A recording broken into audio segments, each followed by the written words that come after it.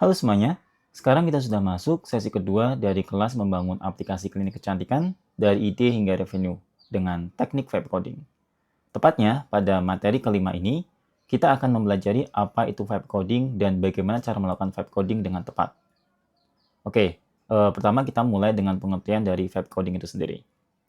Vibe coding adalah metode pengembangan perangkat lunak atau aplikasi di mana pengguna memberikan instruksi dalam bahasa alami atau percakapan atau obrolan kepada model bahasa besar atau sekarang yang dikenal dengan nama LLM yang kemudian menghasilkan kode fungsional secara otomatis.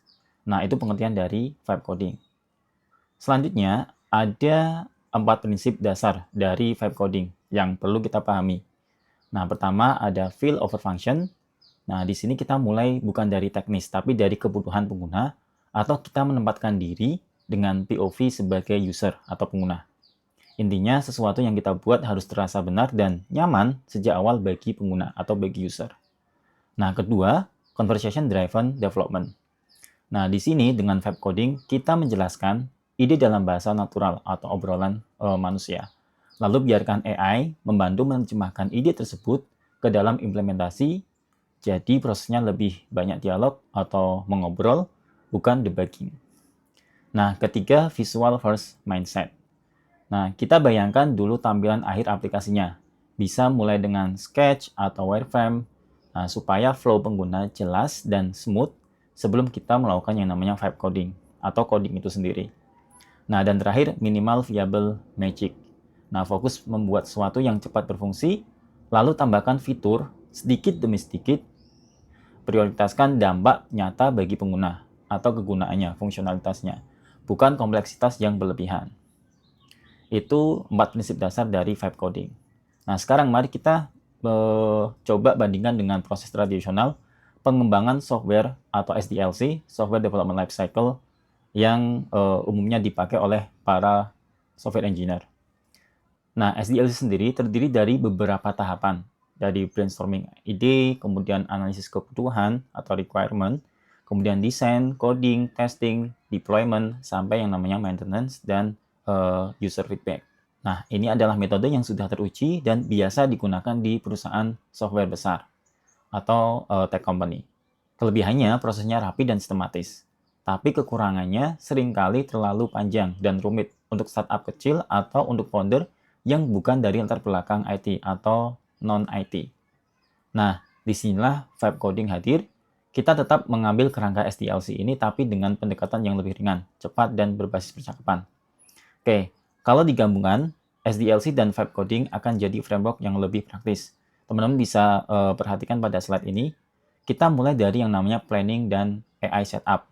Di sini kita mendefinisikan produk dan fitur, lalu minta rekomendasi dari AI, misalnya arsitektur sederhana atau MVP awalnya. Lalu masuk ke development workflow, ya. Prosesnya adalah deskripsi fitur dalam bahasa natural, minta AI mengimplementasikan, lalu kita coba rasakan apakah UX-nya atau hasilnya sudah sesuai atau belum. Kalau belum terasa benar, kita ulangi iterasi dengan dialog. Nah, visualisasinya seperti ini. Kemudian yang ketiga yaitu testing.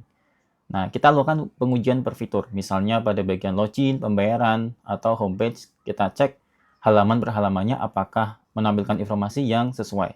Atau hingga end-to-end testing dari perspektif usernya. Nah, ini contoh kasusnya.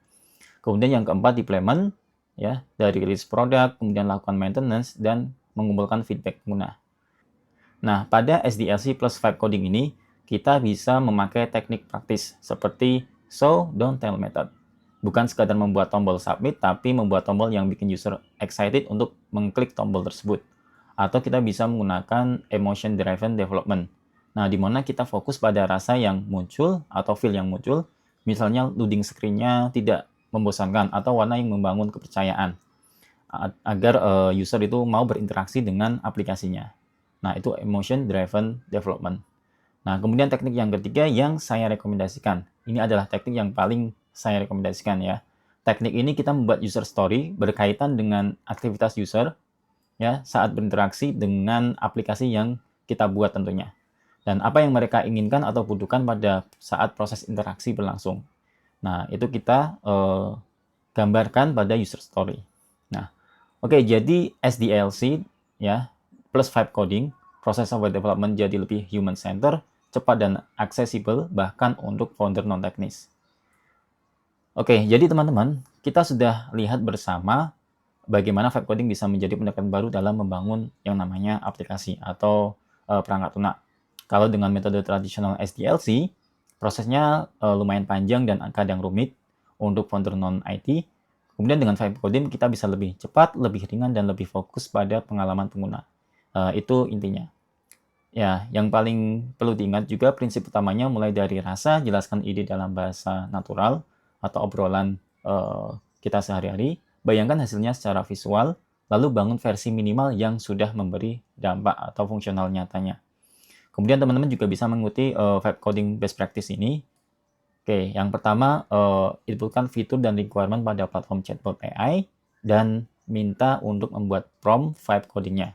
Kedua, lakukan review dan penyesuaian pada prompt tersebut, apakah sudah sesuai dengan keinginan kita atau kebutuhan kita atau belum. Lalu inputkan prompt tersebut ke app builder, di mana di sini pada kelas ini kita akan menggunakan yang namanya Lovable. Nah, lakukan hal ini secara berulang dalam melakukan vibe coding. Oke, dengan menggabungkan SDLC plus vibe coding, kita tidak hanya membangun aplikasi atau perangkat lunak, tapi juga membangun mindset kita untuk menjadi technopreneur yang adaptif di era AI. Terima kasih sudah mengikuti sesi ini.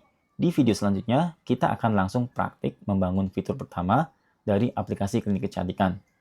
Step by step dengan metode vibe coding. Jadi pastikan teman-teman tetap mengikuti kelas ini.